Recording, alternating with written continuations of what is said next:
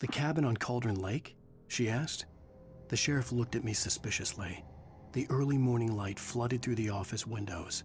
I would probably never have gotten out of the woods alive without her help, but I couldn't tell her the truth of what I'd faced the previous night.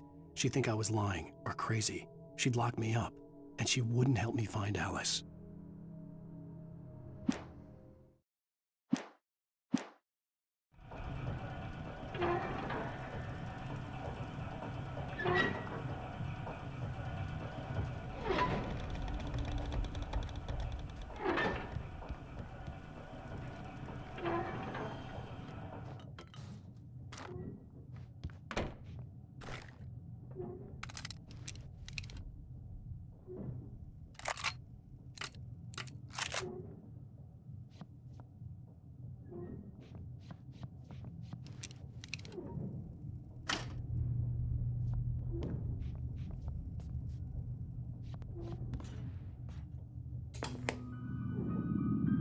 Science. It bestows immortality on those who advance it to elevate all of mankind. Newton, Einstein, Sagan, princes among men. But the price for such a legacy is steep indeed. In Night Springs. Tonight's episode, a quantum suicide. If our lives are already written, it would take a courageous man to change the script. Having called a press conference, Dr. Barclay Colvin is about to demonstrate that very courage. Ladies and gentlemen of the press, I am Dr. Barclay Colvin, and I'm glad so many of you could join me here at the Moorcock Institute. Tonight, I'm going to give a practical demonstration of the many worlds interpretation. As you can see, this is a loaded 9mm pistol. It shall be part of a thought experiment. And now, a real experiment, known as a quantum suicide. Did he say suicide? Is that a real gun? He's kidding, right? Please, stay calm. There is no risk. Observe what occurs when I place the weapon against my own forehead. Now, you might think this round is merely a dud. Not so. Observe the flower pot. And yet, I myself cannot be harmed with this gun. With each pull of the trigger, two new realities branch off. One in which the weapon didn't fire, and one where it did. With my machine here, I have ensured that this reality is always the former. I have bestowed upon myself quantum immortality. Under no circumstances can this gun kill me. So wait. What you're saying is that every time you pull the trigger, in another reality, you die? Yes, of course, but that's completely trivial. There's an infinite number of things that could happen at any moment, and they always do happen somewhere. The point is, this one thing did not happen here. You're insane, Colvin. Insane? Insane? Hey, was this thing supposed to be plugged in? I stumbled on it. You fools! Gaze upon quantum immortality.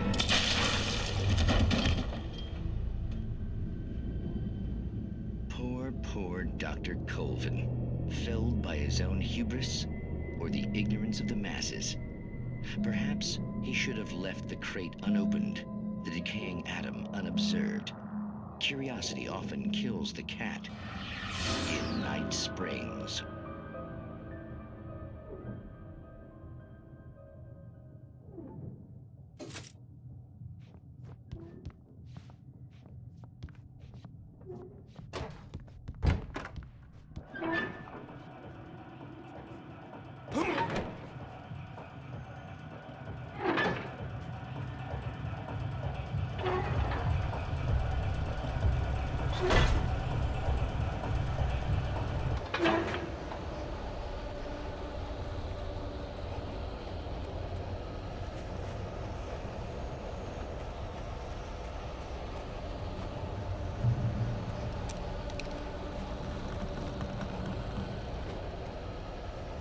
Changing us or what?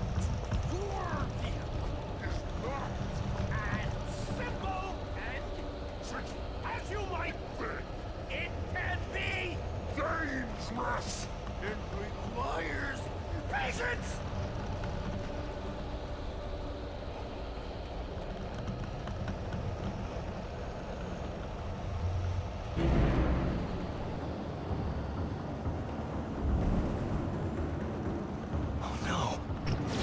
Even with the engine to cool, the tools in the engine were moving. Bounce and fail. Mistake don't make. Now just before this place tool forgotten inside has destroyed. Then rent car. You should always leave the job. Professional!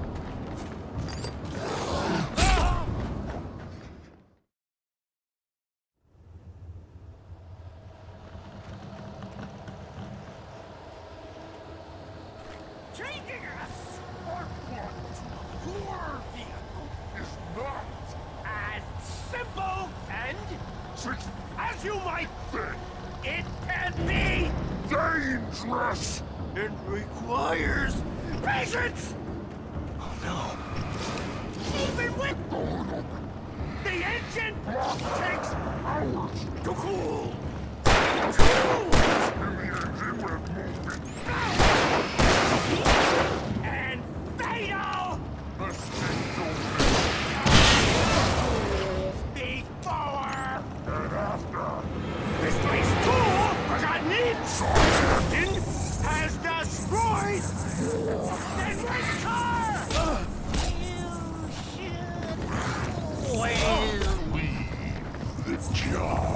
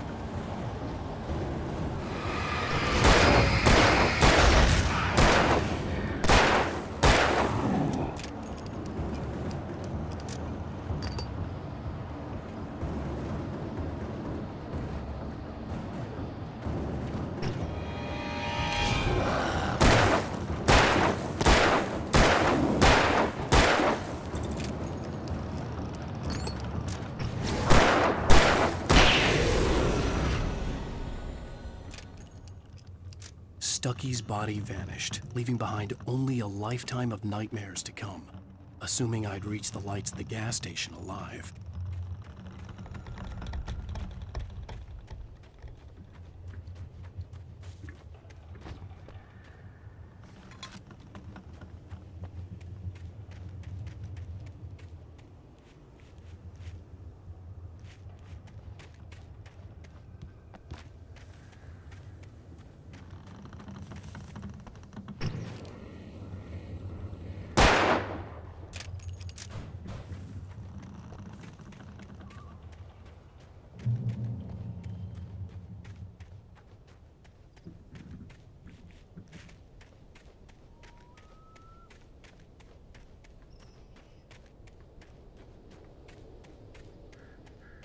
I recognized the parade float I had seen in Bright Falls when I first arrived with Alice.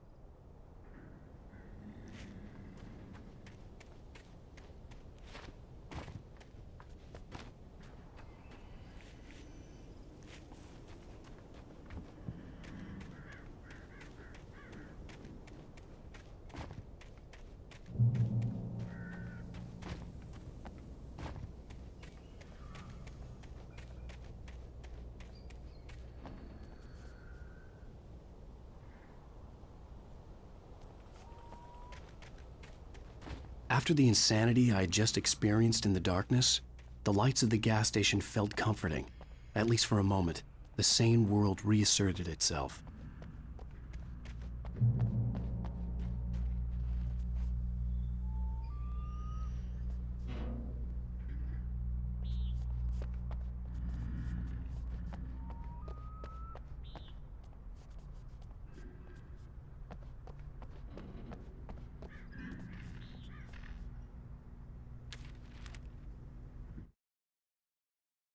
Stucky spat on the garage floor and tried to shake the cobwebs from his head. Ever since the couple never showed to pick up the keys, things had been fuzzy. Something, a feeling caught his attention. Stucky looked up and stared as his brain tried in vain to process the horror before him. He stumbled back, knocking over a can of oil. A black pool spread across the floor while he struggled for a brief moment, then let go as the unrelenting darkness engulfed him.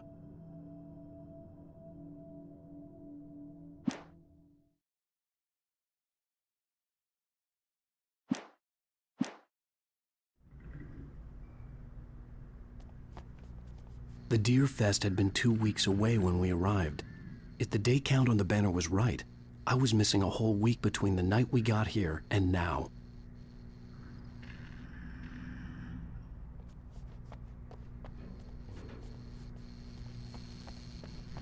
The garage was a mess. It looked like someone had trashed the place, or that there'd been some kind of fight.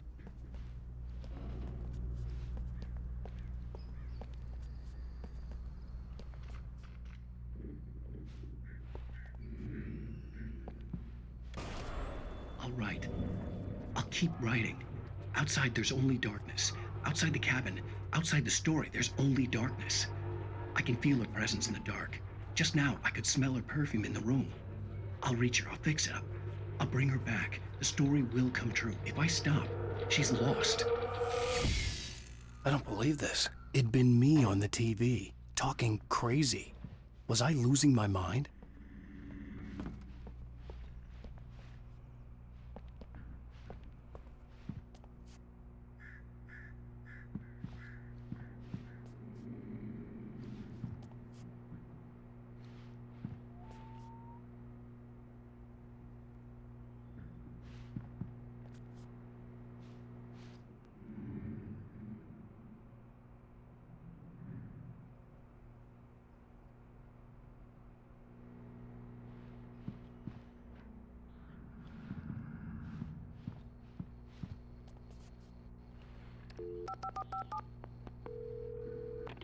Bright Falls Sheriff Station.